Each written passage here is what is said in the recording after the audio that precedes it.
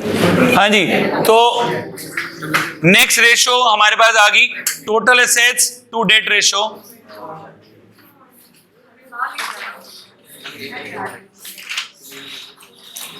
बहुत ही आसान सी रेशो है, नाम तो समझ में आ रहा है। क्या formula? Total asset to debt ratio. Formula क्या जी बनेगा? Total asset upon debt. Total asset to debt ratio का फॉर्मूला क्या हो जाएगा? Total asset divided by debt. अब टोटल एसेट में क्या क्या चीजें आती थी बताओ? Non current asset plus current asset, या फिर total asset will be equal to the total liabilities. Total asset जो होगी टोटल लायबिलिटी के इक्वल आएंगी। टोटल लायबिलिटीज में क्या क्या आता था? Share holder fund plus non current liability plus current liability. ठीक है जी। और टोटल लायबिलिटी को मैं क्या चीज बोल सकता हूं? Total asset. तो एक और फॉर्मूला क्या हो जाएगा? Total asset is equal to share holder fund plus non current liability plus current liability. इसी के अंदर थोड़ी सी और चीजों पे ध्यान दूं तो total asset will be equal to, दोनों को जोड़ दूं, इसको मैं क्या बोल देता हूं? Capital employed plus current liability. एक और फॉर्मूला, ठीक है जी। या फिर एक और फॉर्मूला क्या बन जाएगा? Total asset is equal to share holder fund plus, अगर मैं इन दोनों को जोड़ दूं तो इट इज टोटल डेट। एक ही से सारे फॉर्मूलाज हम बनाते जा रहे हैं। ठीक है जी। बस एक और छोटा सा फॉर्मूला और सीखते हैं, वो भी आसान सा ही है। इसको बोलते हैं जी प्रोप्राइटरी रेशो।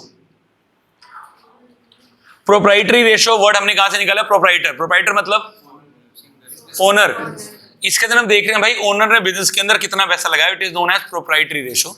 अब यहाँ पे बिजनेस के अंदर तो जो सोल प्रोप्राइटरशिप है उसमें ओनर कौन है?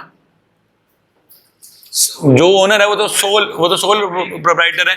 पर हमारी कंपनी में ओनर कौन है? Share holder. तो यहाँ जो फॉर्मूला बन जाएगा, हम देख रहे हैं शेयर होल्डर का कितना पैसा लगा है, तो फॉर्मूला बन जाएगा share holders fund upon total assets. क्या आप दोबारा टोटल एसेट निकालनी सिखाऊं? ऊपर से निकाल लेंगे। शेयर होल्डर फंड दोबारा सिखाऊं? नहीं, ऊपर से निकाल। तो दोनों रेशियोज के अंदर क्या क्या चीजें हम लोग यूज कर रहे हैं? एक का फॉर्मूला क्या देखो हमारे पास, total asset to debt ratio. Formula क्या बना? Total asset divided by debt. और एक और क्या बनी? Proprietary ratio. कहां से बन जाएगी? Share holder funds upon total assets.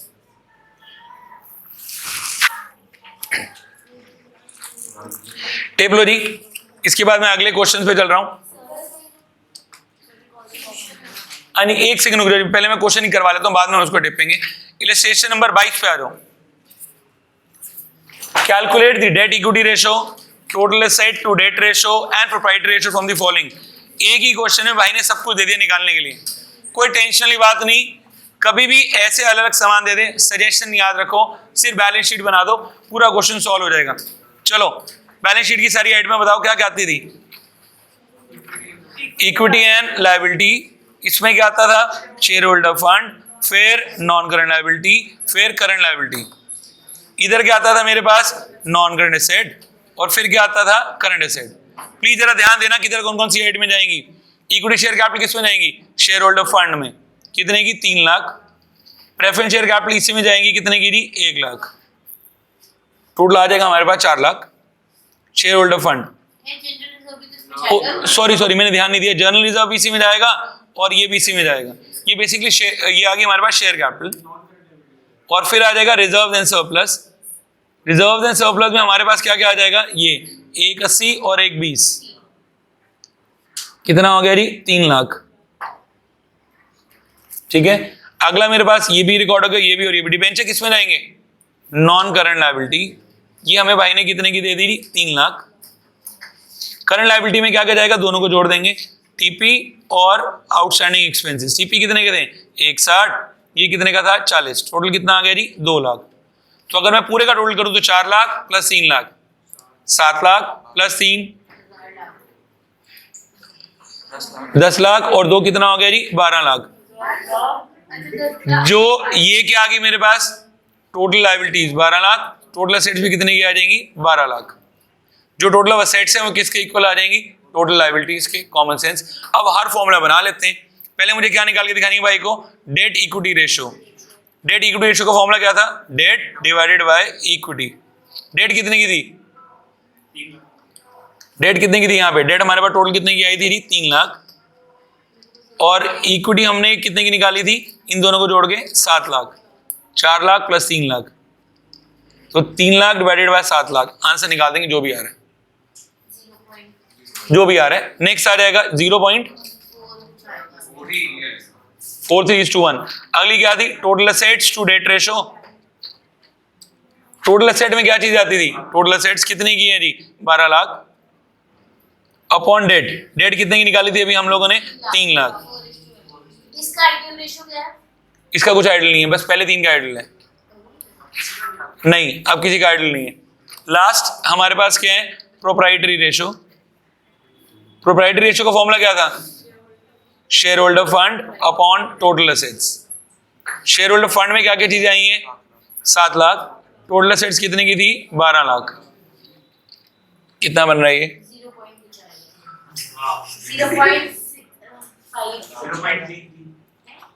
0.5 का कुछ आएगा,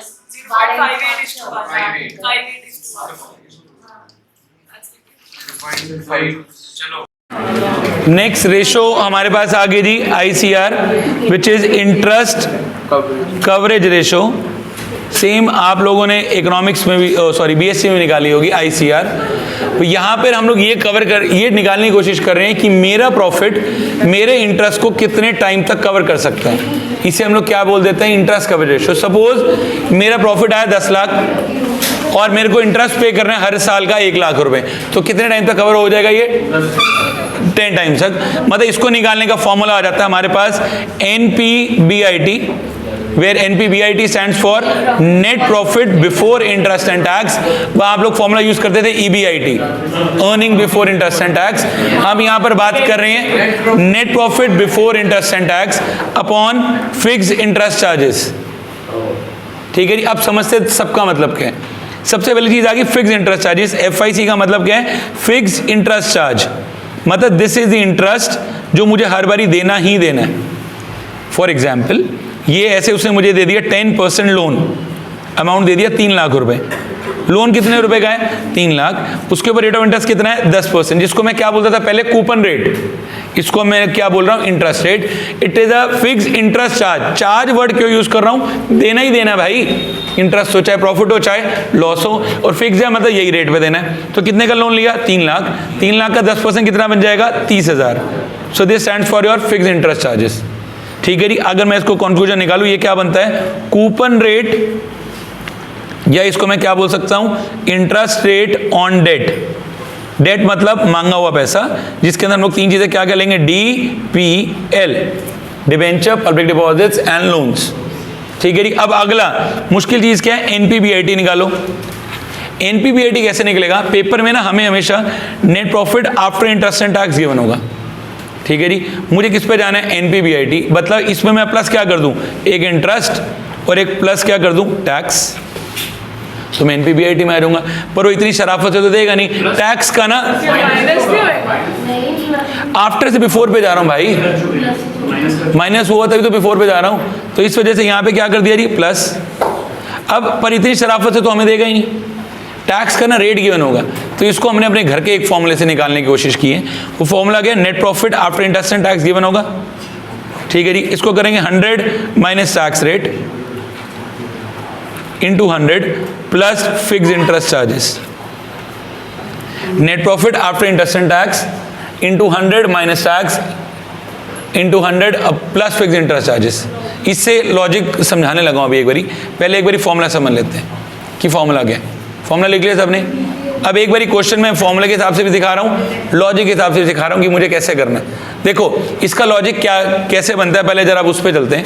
हमें जब हम क्वेश्चंस करते थे ना, हमें ना हमेशा ऐसे गिवन होगा, net profit before interest and tax निकलेगा पूरे प्रोसेस के अकॉर्डिंगली। ठीक है जी, इसमें से मैं क्या माइनस करूँगा, पहले इंटरेस्ट, फिर मैं क्या माइनस करूँगा, टैक्स रेट। ऐसे ही तो निकलता होगा। ठीक है जी, फाइनली जो भी चीज़ बच जाएगी उसके बाद मैं अपना क्वेश्चन सॉल्व कर दूँगा। बट अब क्वेश्चन में क्या प्रॉब्लम आएगी और आंसर में क्या प्रॉब्लम आएगी, जरा उस पर जरा ध्यान देते हैं। सपोज देखिए क्वेश्चन आ गया इलस्ट्रेशन में 27, कह रहा from the following details obtain the final from the following financial prepare of the Jeev Limited calculate the ICR। ICR निकाल दो।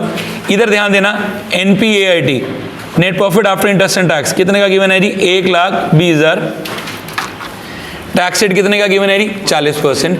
अब इसमें से टैक्स तो माइनस हुआ है, इसमें से टैक्स तो माइनस हुआ है, मुझे कौन से अमाउंट पे जाना है? बिफोर टैक्स वाले पे। तो यहाँ पे मेरे को बिफोर टैक्स का अमाउंट निकालना है। लेट NPBIT, एक तरीका क्या है, इसको क्या मान लो x, इसमें से क्या माइनस करोगे? Income tax. कितने का था जी? 40/100 ऑफ x। ये कितना बन गया? Net profit after interest and tax कितना बन गया जी आपके पास? 60/100 ऑफ x। किसी चीज का अमाउंट 60/100 ऑफ x के लिए कितना दिया हुआ है? 1,20,000। तो पूरा अमाउंट कितना हो जाएगा? 1,20,000 इंटू 100/60 कितना आ गया जी? 2 लाख। मैंने यही सेम चीज, मुझे पता है मेरे बच्चे गरीब है, ये निकाल नहीं पाएंगे, मैंने इसकी जगह क्या किया? Net profit before interest and tax निकालना है। यहाँ पे x की जगह मैंने ये क्या लिख दिया? Net profit after interest and tax into 100 upon 100 minus tax. यही तो बना मेरे पास, 1,20,000 इंटू 100/100 माइनस 40 कितना हो जाएगा? 60। सेम चीज मैंने वहां निकाल दी। अब वो तो प्लस कर रहा हूं, मतलब ये मुझे पता है फॉर्मूला है, सब लोगों की बस की बात नहीं है रट्टा मार के अमाउंट निकालेंगे। तो रट्टा निकालने के लिए इस वजह से हमने फॉर्मूला बना दिया। ये मेरे पास अब कितना आ गया जी? 2 लाख। अब इसके अंदर इंटरेस्ट चार्ज तो है नहीं, अब मैं क्या निकालूंगा अगला? अपना इंटरेस्ट चार्ज। इंटरेस्ट चार्ज कितना है? लोन कितने का लिया हुआ है? 20 लाख। इसके ऊपर रेट ऑफ इंटरेस्ट कितना दिया हुआ है? 12%। कितना बनेगा? 2,40,000। ये क्या आ गया? Fix interest charge. तो NPBIT विल बी, अगर मैं अपनी ICR निकालूंगा, फॉर्मूला क्या हो जाएगा? NPBIT upon fix interest charges. Net profit before tax वाले की वैल्यू यहाँ पे मेरे पास कितनी आई थी जी? 2 lakh plus 240 upon fix interest charge कितने का था? 240। This will be 440 upon 240। पता नहीं कितना टाइम्स आ रहा होगा, कितना टाइम्स बन रहा है ये? 5 टाइम्स नहीं बनेगा भाई, 1 पॉइंट समथिंग बनेगा।